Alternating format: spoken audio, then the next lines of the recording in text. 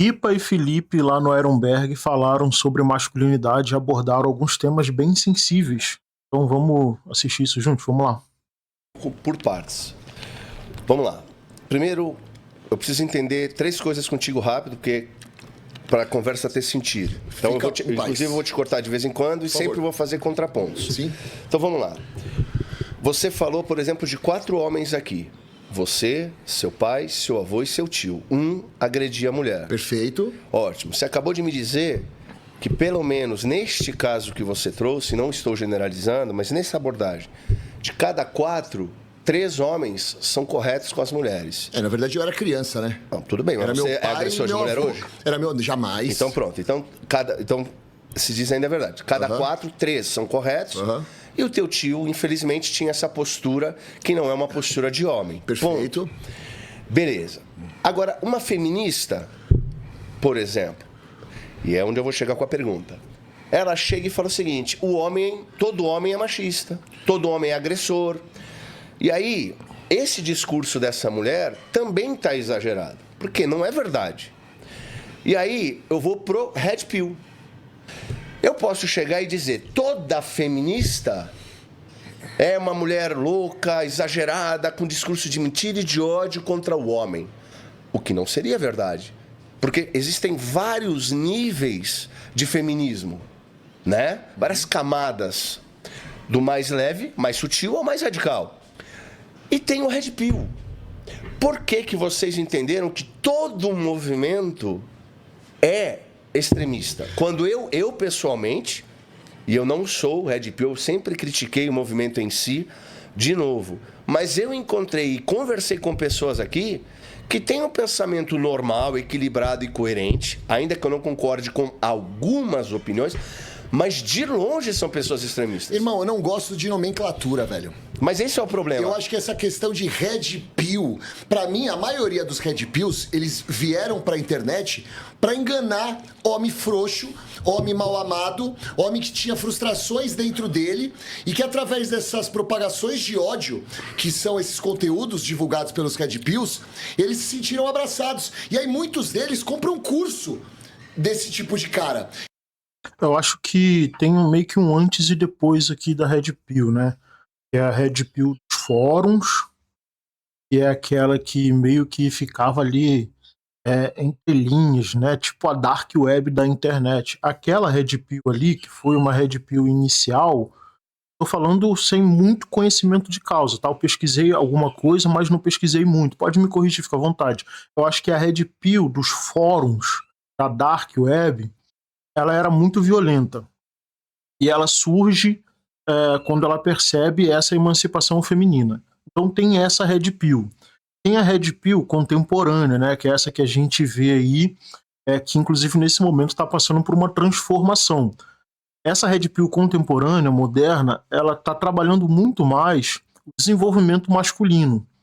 Mas eu ainda acho um pouco confuso, porque essa Red Pill, que trabalha um pouco mais o conteúdo de desenvolvimento masculino, aqui inclusive eu acompanho e sou inscrito lá no canal do Ricardo Tomé, Projeto Conselho, né? Ele, por exemplo, é um desses que fala muito de desenvolvimento masculino. Mas de uma forma geral, voltando para a Red Pill, eu acho que ainda há um problema, que é o problema de identificar questões sensíveis no homem. A Red Pill moderna, contemporânea, ela faz isso. Então ela percebe que o desemprego é um problema para o homem, ela percebe que os relacionamentos amorosos, né, é um problema por homem, os relacionamentos entre amigos, né, os afetivos, não pro lado amoroso, é um problema por homem, porque esse homem é cobrado socialmente por produção, por mostrar resultados. A sociedade espera isso, a mulher espera isso, a escola espera isso, o trabalho espera isso. Então, por que eu acho que é um problema que é muito pontual na Red Pill contemporânea, que eu acho que ela precisa resolver? Primeiro, para ela se desvincular daquela Red Pill lá dos fóruns, que era extremamente violenta, isso é inegável, que é o seguinte: ela identifica as vulnerabilidades do homem, os problemas que trazem conflitos na cabeça desse garoto, desse jovem e do homem velho também, né, mais velho. Mas ela culpa só a mulher como a raiz desse problema. Por que a Red Pill contemporânea continua culpando somente a mulher como raiz desse problema? porque a Red Pill contemporânea ela ainda tem raízes na Red Pill dos fóruns. Então eu acho que ela precisa se desvincular disso, porque o problema não é só a mulher. Perceba, eu não estou dizendo que a mulher não tem culpa. Eu sou casado, conheço homens casados, apesar de eu ter certeza que a minha experiência pessoal ela não pode servir como medição para o coletivo, é a minha experiência.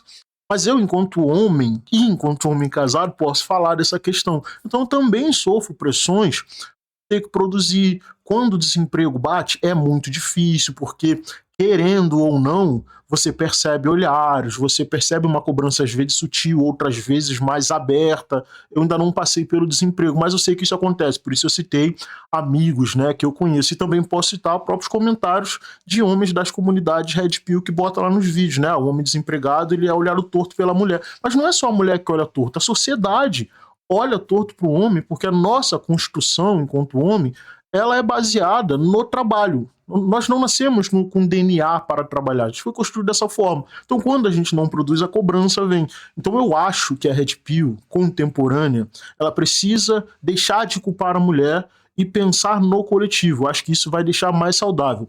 Com relação ao feminismo, né, todo homem é um potencial estuprador.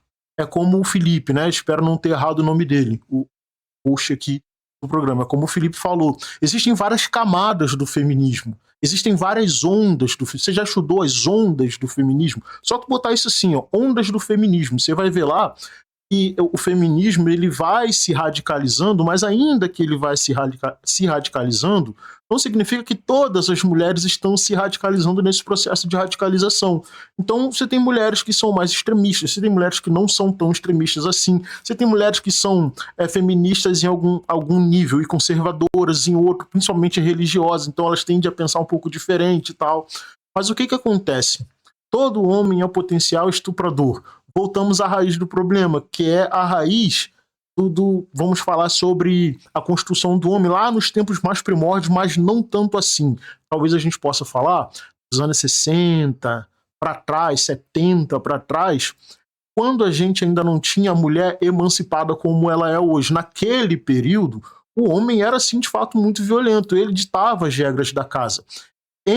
E por conta de toda essa violência, como, por exemplo, a mulher, ao se separar, ela ser vista pela sociedade como uma mulher, sei lá, desquitada, né? Vou usar o termo antigo aqui, ainda há uma visão daquele homem arcaico lá de trás na sociedade de hoje. Sejamos honestos, muitos são violentos, sim. Porém, com a discussão do feminismo, com o crescimento da emancipação da mulher, a discussão sobre masculinidade tóxica e masculinidade saudável, essa discussão cresceu muito. E por conta dessa discussão, a gente tem diversos homens que já não reproduzem mais aquela violência lá de trás. Porque já entenderam, cara, o mundo mudou. E nessa mudança de mundo, a gente tem mulheres livres. E a gente também tem homens que não são mais tão violentos ou não são violentos como os nossos pais, como os nossos avós. Então eu acho que tem um pouco dessa dualidade dos dois discursos, né? A gente precisa um pouco mais de racionalidade para falar sobre masculinidade. Enquanto a gente está falando de masculinidade tóxica, de masculinidade saudável, você poucas vezes, ou quase nunca, ver alguém fazer um recorte racial sobre masculinidade. E para a gente falar de masculinidade, gente, não dá para falar como se fosse um grupo único que reproduz os mesmos comportamentos numa sociedade que é desigual. Então, para falar de masculinidade, a gente teria que falar de uma masculinidade branca, de uma masculinidade negra, a gente tem que falar de uma masculinidade pensando o homem gay. Então não dá, você não vai conseguir colocar num pacote como o homem deve se comportar, porque a masculinidade não é que ela seja subjetiva, eu não acho que é subjetiva, mas eu acho que a masculinidade ela precisa ser vista de pontos diferentes e falada por pessoas diferentes.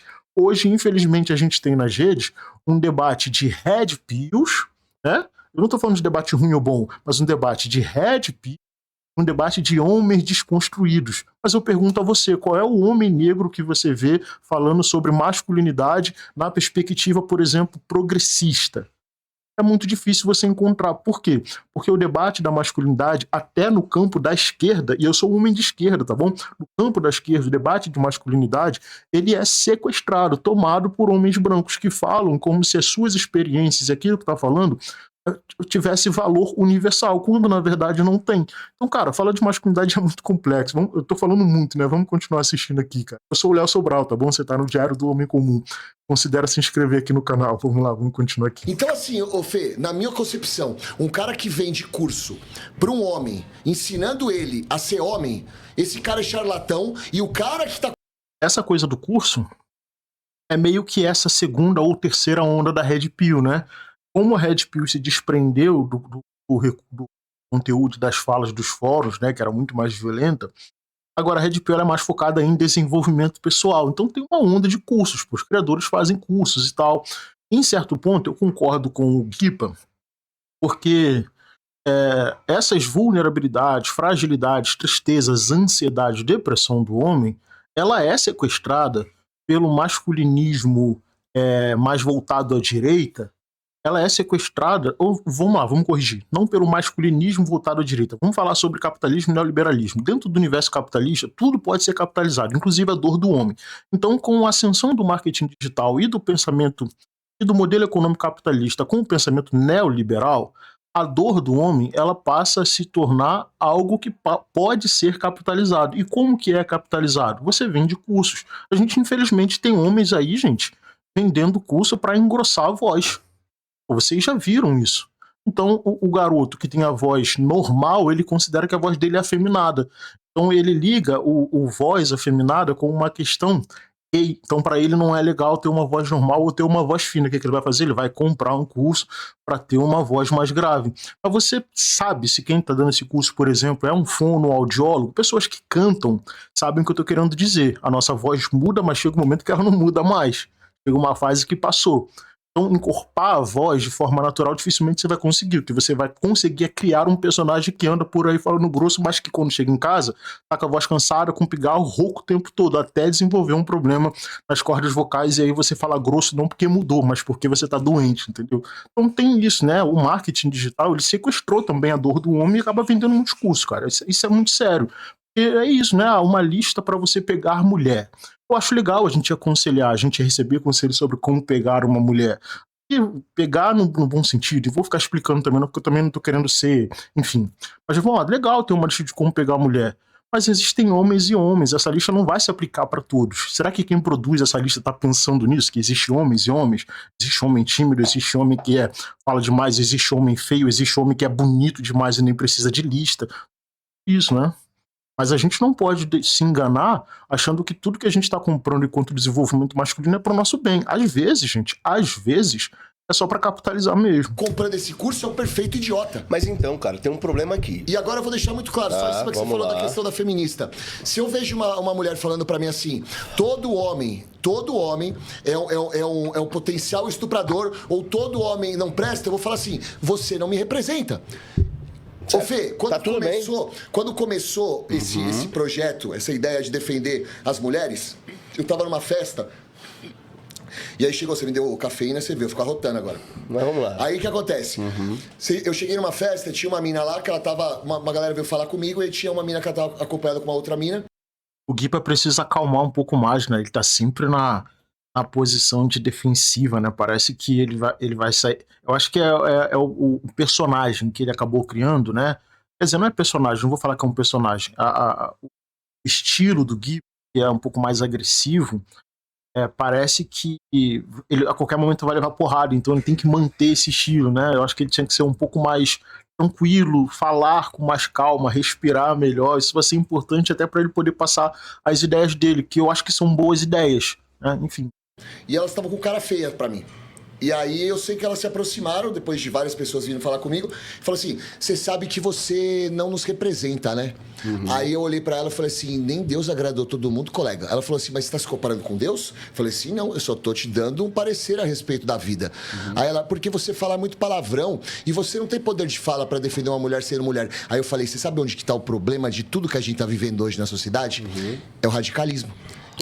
Esse é o grande problema. Só que, irmão, vou ser bem sincero com você. Eu não sei se é porque meu algoritmo não me entrega conteúdo das mulheres falando tão mal dos homens, mas o que eu mais vejo na internet hoje.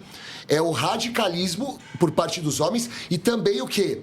A generalização. Ô, irmão, tem um tal de Rian aí, que não é o Rian do funk, é Rian o nome do mano lá? Qual? O Rian? Esse mano aí. Porra, velho, o cara falou, mano, eu vi um podcast dele falando que toda mulher inteligente e bonita, ela é puta, ou vai ser puta. Irmão... Esse é um erro que...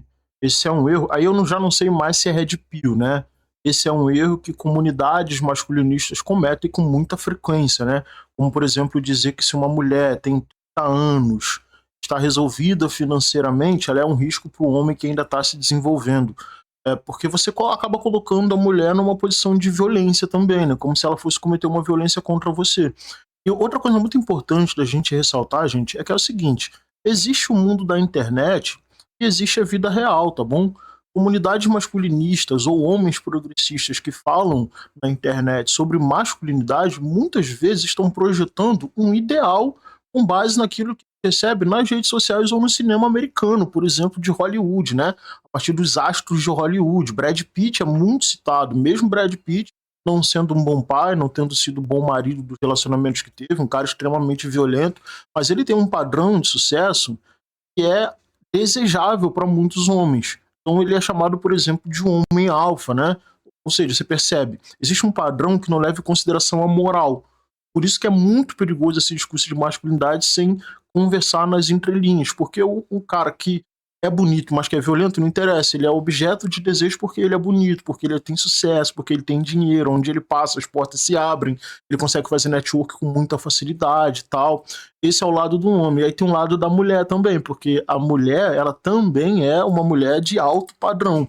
Só que isso é internet, gente. É discurso de internet. Quando a gente vai para a realidade, a mulher 10/10, que eu não gosto dessa nomenclatura, mas ela é usada em comunidade masculina, mas eu entendo, apesar de não gostar de classificação, mas eu entendo o que está querendo ser dito, é que essa mulher 10/10 você não vê nas ruas, irmão. Você não vê. Porque mulheres 10/10, homens 10/10, super-sucedidos, isso aí é 1% da população. Na vida real, o recorte sobre masculinidade e feminilidade é muito diferente, porque a gente lida com pessoas pobres.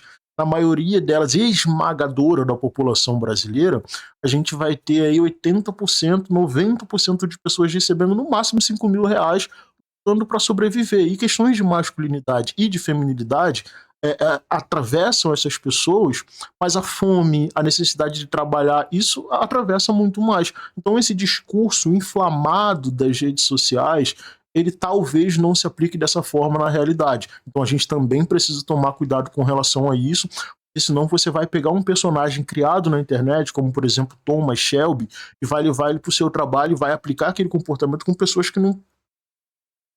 em situações que não fazem o menor sentido. Por quê? Porque você se isolou, porque você não se relaciona com ninguém, porque você não confia em ninguém, sei lá. Então tem que tomar muito cuidado, tá bom? Vida real, gente, é outra coisa, tá? A internet, muitas das vezes, é visualização e capitalização mais uma vez, tá bom? A gente tá no universo capitalista, tudo pode ser capitalizado. E para ser capitalizado, isso tem que ser inflado, tem que entrar no debate público de uma forma avassaladora que pegue todo mundo. Na internet, porque na vida real não afeta ninguém. A gente viu semana passada o Mike Leão e o caso dos OVNIs. Eu sou um cara apaixonado por ufologia, eu acredito em vida inteligente fora e tal, mas quando eu vi o vídeo, eu logo vi que, pô, pra mim aquilo ali é uma propaganda. Ele recebeu, minha opinião, ele recebeu do filme sim, do dia D, para criar uma narrativa do dia inteiro para fazer a população brasileira discutir o OVNI na semana que vai lançar o filme. Inclusive amanhã, 10 horas da noite, eu tô lá para assistir o dia D porque eu gosto desse tema.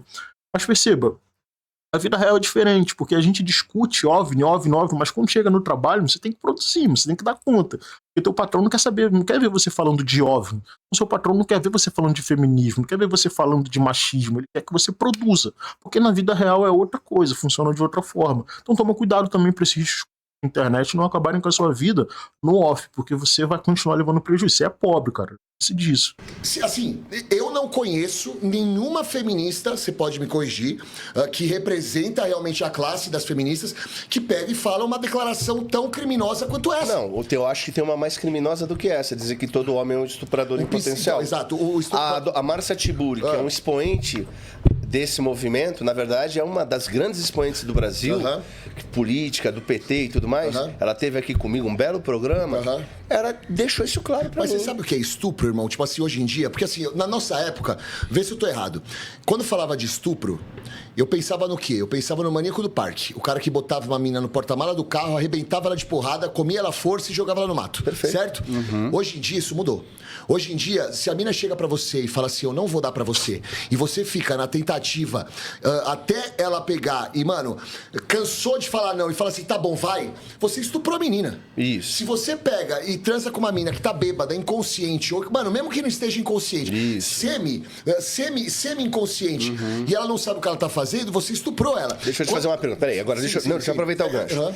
Beleza, o estupro mudou. Eu vou dar 2 exemplos pra ti complicados na tua fala. Aí, a mina tá meio alcoolizada. Perfeito. O cara também, porque balada todo mundo bebe. Eu não bebo. Tá, mas porra, 2 beberam. Beleza. Vamos pro argumento. 2 Nunca use, cara, experiência pessoal num debate, porque experiência pessoal não serve realmente pra medir o coletivo. beberam. Aí o cara pega a mina. Come a mina. A mina dá pro cara. Aí a mina no dia seguinte se arrepende, porque ela tava bêbada. Mas o cara também tá bêbado. Quem é que tava menos bêbado? Mas então, Esse é um caso. Então, mas tá? Essa é uma ferida que a gente tem que resolver realmente, né? Aqui o Felipe traz uma verdade. A bebida, ela traz atos inconscientes, involuntários. Algumas pessoas, involuntários não sei, algumas pessoas falam assim, quando eu bebo e fico mal, eu não lembro de nada, né? Eu fiz. Outras pessoas já vão dizer assim, não, pô, claro que se lembra, a pessoa finge que não se lembra. Eu já fiquei bêbado, umas experiências na minha vida, tem umas que eu não lembro de absolutamente nada, me contaram as coisas que eu fiz, né? E outras vezes eu lembro de absolutamente tudo. Não sei, né? Mas é isso, experiência pessoal. Se eu tô contando a minha experiência com base nessa questão aqui que o Felipe traz. É uma ferida aberta realmente, porque os dois estavam bêbados, o ato ali, e no dia seguinte ela se arrepende e faz a acusação. Como é que esse cara se defende? A gente sabe, não tem defesa pra ele, né? Enfim, essa é uma ferida aberta. Então tem perguntas que realmente deixa ali quem é mais progressista, quem é mais voltado para esse lado do homem desconstruído, que é um termo que eu não gosto. Eu acho que homem desconstruído, quando eu ouço falar homem desconstruído, para mim é um homem branco, barbudo, pessoal. É essa visão que vem na minha cabeça. Então eu não gosto muito desse termo, mas é isso, né? A galera, quando recebe esse tipo de pergunta, normalmente rateia, porque não tem resposta para dar, né? Mas deixa eu falar outro argumento. Calma, deixa eu falar outro argumento. Não vai esquecer do outro. Não vai esquecer, vou falar do outro. Você deu exemplo. A menina, por exemplo, diz não e o cara fica insistindo. Hoje, a mulherada também manda foto pelada. Mas não é isso. Calma. Não é isso. Eu sei, tô tudo bem. Também manda foto pelada, também chama o cara pra sair, também. Então, assim, nenhum cara é estuprado por mulher. Isso nem existe. Aí vamos para o ponto principal. Não, existe, pô, existe. Existem mulheres que estupram, né? Existem mulheres que abusam de crianças e tal. Talvez eu acho que o Felipe está trazendo para um contexto de vida adulta. Aí eu não sei. A gente precisaria fazer um estudo, né? Talvez ele tenha feito ou tenha recebido dado de alguém. Mas sim, tem mulheres que estupram, cara. Mulheres que são violentas e a gente tem casos públicos sobre isso, né? A grande maioria, obviamente, sobre crianças e adolescentes. Isso acontece, infelizmente. Tem muita mulher mau caráter, tá? Muita mulher mau caráter. E olha que quem acompanha aqui o canal sabe que eu sou um homem que tem empatia pelas mulheres, né? Dificilmente eu faço um vídeo. Dificilmente não, nunca fiz um vídeo para atacar mulheres, para dizer que elas são um problema da sociedade. Mas negar o mau caratismo na mulher seria mau caratismo da minha parte, né? Até porque o mau caratismo ele não tem relação com gênero, ele tem relação com pessoas e consciências, né? Então sim, tem muita mulher mau caráter. Aí essa mina, que o cara tá lá chavecando, a mina não quer tá se sentindo importunada, mas vamos supor que a mina fique com o cara. Não é esse exemplo que eu tava falando. Não, eu tô falando que a mulher... tentativa do sexo. Por exemplo, você tá, mano, na sua cama com uma mina e você fica tentando, na base da força, conseguir o sexo, porque a mina, mano, resolveu estar na sua cama com você. Mas a mina não quer transar com você. Por algum motivo ela não quis. Por isso... Eu acho que as mulheres que cedem dentro desse contexto que ela tá trazendo... Gente, desculpa se eu tô interrompendo muito, tá? Mas react. Eu falo muito. Eu acho que esse exemplo que o Guipa traz das mulheres que cedem ao homem que faz muita pressão, muito provavelmente ela está num contexto de violência, sim. Muito provavelmente ela está num contexto onde a porta foi trancada, onde ela está se sentindo violada só no simples fato de ter a insistência e não consegue sair. E muitas vezes a única forma que ela tem de ceder aquilo para não ir para uma situação pior é ceder. E nesse caso, gente, isso é sim. Eu não vou falar a palavra porque eu derrubo. Eles estão falando pra caramba aqui, mas você já ouviu. Então eu acho que dentro desse contexto, sim, com certeza. O que eu falo, essa não é a questão de ficar, é a questão da transa. Quando eu falo sobre estupro, é questão do ato sexual e não de ficar. Eu já te entendi, só que o problema é o seguinte, a essa mulher hoje é dado o direito e o poder de dizer que ela, por exemplo, transou com um cara e ela até pode ter transado porque quis e se arrependeu e dizer que foi estuprada. Então, mas vamos lá. Quantos casos de situações, ou quantas mulheres você já viu chegando e falando pra polícia assim, ó, eu fui estuprada e não foi. E aí eu complemento a pergunta. Quantos caras realmente estupraram as mulheres? Ó, nós temos casos de pessoas que entraram em programa de televisão, e entraram como santos e saíram com 5, 6 acusações de estupro. Tá perfeito. Então, os números de pessoas que são estupradas é muito maior do que o número de pessoas que inventam estupro. Deixa eu te fazer uma pergunta. 2 errados fazem um certo? 2 errados fazem o certo. Não. Então, quem estupra é um maldito miserável que tem que ser preso e apodrecer na cadeia. Perfeito. Porém, existem falsas acusações de estupro? Existem. Eu dou um exemplo. Daniel Alves é um cara que se fudeu. Então, mas posso te falar? De verdade. Foi inocentado. De verdade. Falar. Eu não acredito 100% na inocência do Daniel Alves, irmão. Desculpa. Não acredito. A minha opinião sobre o Daniel Alves, desculpa, e a sua opinião sobre o Daniel Alves, quer dizer nada, ele foi inocentado. Então, mas porque a justiça é extremamente tendenciosa ao homem, irmão. Não, a gente tava falando do caso do Babau, calma um pouquinho. Eu tô calmo. É o seguinte, peraí. A justiça é condescendente ao homem. Pera um pouco. Se a gente eu não acho. Fê. E eu vou te trazer exemplo. Eu conversei aqui com perito criminal. Perito em analisar depoimentos e mentira das pessoas. É policial esse cara. Certo. O cara é gringo aqui no Brasil, é um dos top do Brasil. Tá. O que ele me diz? Felipe, de cada 10 denúncias que eu faço a perícia, 8 são mentirosas. 8 são mentirosas. Entendi. Todas as mulheres. Isso. Tem um recorte aqui, né, muito importante, que é o próprio Felipe traz, né?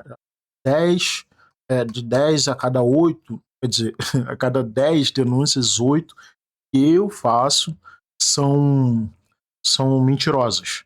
Isso não significa que eu estou invalidando o cara. O cara é perito, traz um dado, beleza. Mas eu acho que a gente precisa pensar mais uma vez no todo. Experiências pessoais não contam para o coletivo. Mas a gente precisa levar em conta dados, porque dados são inquestionáveis, desde que eles sejam rastreáveis, mas dados são inquestionáveis. Trabalhamos com dados. Esse é um fato. Eu acredito na falsa denúncia. Acredito muito. Eu não acho que a justiça ela tende para o homem ou que tende para a mulher. Eu acho que a justiça ela tende à ideologia de quem está julgando. Isso é o que eu penso. Isso. Mães que estão acusando. Infelizmente, a justiça no Brasil ela não é justa. Né? Isso deveria ser justa no seu próprio nome, pela etimologia da palavra e tal. Mas, infelizmente, a gente vive em tempos de polarização. Nesse tempo de polarização, a gente, infelizmente, tem julgamentos que são baseados em ideologias e não no caso, e não nas coisas que acontecem. Então, você vai pegar um juiz progressista, você vai pegar um juiz mais não conservador, mas mais à direita, mais à esquerda, e aí você pode ter julgamentos que realmente tendem para levar aquilo ali, infelizmente.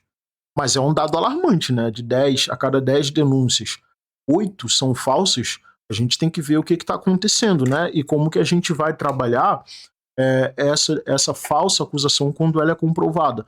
E é muito possível também que a gente tenha casos de denúncia de mulheres que são depois comprovadas como falsas, isso não reverta para um dado de falsa acusação, o que é muito ruim, porque a gente não consegue medir o real número da falsa acusação, né? Porque normalmente, a mulher me acusou de agressão, eu provei que não agredi. Então o primeiro dado, ele já foi para o sistema, agressão contra a mulher. Mas quando eu comprovo que não agredi, o caso já foi encerrado. E às vezes eu fui inocentado, mas não se transformou em dado. Isso pode acontecer muito também, né? que é meio que a subnotificação de dados, né? Homens de terem estuprado. Lembrando que subnotificação de dados ela pode ser dados reais não contados ou dados reais que não podem ser investigados, talvez por baixa demanda de pessoas para o trabalho ou simplesmente ninguém nunca soube. Então é isso. Notificação tem esses dois pontos. Dos próprios filhos. Então, assim, eu vou falar pra você, Fê, eu devo ser muito abençoado por Deus, irmão. Eu não tô desmerecendo a sua informação, mas assim, ó, nunca nenhuma mulher me enganou. E você sabe que eu já passei o rodo em muita gente. Nunca nenhuma mulher me enganou. A gente já vai falar sobre isso. Então, mas eu preciso terminar. Essa é uma parada sinistra, né? Porque já passei o rodo em muita gente, né? Você vê como é que é o machismo, né? Como é que o machismo pega o homem desconstruído na curva, na hipocrisia, né? Como é que você vai falar das mulheres de uma forma empática e ao mesmo momento você diz que passou o rodo nas mulheres, né? Objetificando as mulheres como um objeto de sexo só e nada mais. Já passei o rodo várias, né? O correto seria você falar, pô, já fiquei com um monte de mulheres, né? E tal, enfim. Então, por um lado, você tem homens progressistas dizendo que passou o rodo em mulheres, e por outro lado, você tem homens dizendo que as mulheres passam o rodo em homem e essa mulher é rodada. Vê como é que é o radicalismo? Não é o raciocínio. Tá bom, vai lá. Nunca uma mulher me enganou. Vai. Nunca passei perrengue com mulher nenhuma. Eu nunca, mano. Nunca uma mulher me enganou. Fui envolvido em escândalo com mulheres. Nunca, mano, parceiro. Por mais que tentam inventar, que inclusive esse grupo dos mané aí, mano, fizeram o react de um vídeo que foi criado por uma outra, um outro ser que tá na internet, falando que eu tinha ameaçado uma mulher. E que eu tinha uma queixa-crime. Essa queixa-crime foi feita pela minha antiga empresária, você sabe o BO que eu passei com ela. Ela fez porque a advogada dela orientou, porque queria de repente me silenciar, porque sabia que ia perder o processo. A minha antiga empresária descobriu que ela entrou com essa queixa-crime e falou, cancela essa queixa. Tanto que eu não fui nem depor. Só que eles transformaram isso, por isso que eu falo. Esse tipo de gente, irmão, tem que tomar muito cuidado. Não tô falando do cara do perito, tô falando desses caras que falaram de mim, que já nós vou falar. Pra não misturar os casos. Exato. Mas assim, eu vou te falar, eu nunca ameacei mulher, nunca agredi mulher. Tudo bem. E também nunca passei perrengue com mulher. Tá certo. O que eu quero dizer pra você é que assim, não dá pra brigar com dados, irmão. O feminicídio sobe, as agressões sobem. Cara, eu vou contar uma experiência pessoal pra vocês pra esse vídeo aqui acabar. Tive num relacionamento, foi um relacionamento muito difícil, mano. Teve um caso específico, irmão, eu fui colocado numa situação assim e parece que a intenção era que eu agredisse, mano. Cara, eu sentei no sofá e na minha cabeça era só isso que passava na minha cabeça, cara. Tá querendo que eu agrida, Preciso botar minha cabeça no lugar, não vou fazer isso. Não estou me sentindo tentado a fazer isso. E realmente não tava, mas eu percebi na hora. Cara, parece que tá querendo forjar. Até que eu levei um tapa no braço. Aí eu tive certeza, tá querendo forjar. Cara, eu levantei, irmão. Saí de casa e fui dar uma volta. Eu não levantei e saí de casa pra dar uma volta, porque se eu ficasse ali, eu ia agredir, não. Mas eu consegui fazer a leitura. Então o homem, ele precisa fazer essa leitura, mas ele não precisa fazer essa leitura porque ele está com vontade de agredir e agora eu preciso me segurar. Não, ele tem que fazer essa leitura e isso pode acontecer. Então eu acho que esse é um lado positivo, por exemplo, dessa Red Pill contemporânea. Ela toca nesse ponto, né? Pô, fique esperto e tal. Fique esperto. Então eu acho que você precisa tomar cuidado também, porque infelizmente, gente, é isso, o mau caratismo, ele não tem relação com gênero. E você precisa tomar cuidado. Eu passei por... Tem alguns anos já, tem bons anos, eu nem sei contar. Talvez eu voltando no tempo aqui pensando em situações eu conseguiria lembrar a data, mas não faz sentido. Mas eu passei por isso, cara. Foi a única vez que eu passei por uma situação onde eu percebi que eu estava sendo jogado para esse lugar, né? Querendo criar ali uma situação para que eu depois respondesse por aquilo e tal. Mas, cara, fica muito esperto, mano. Fica muito esperto. Mas fica mais esperto ainda entender o contexto de discussão de masculinidade no Brasil, senão você vai entrar na guerra dos sexos, cara. E não se trata de guerra dos sexos.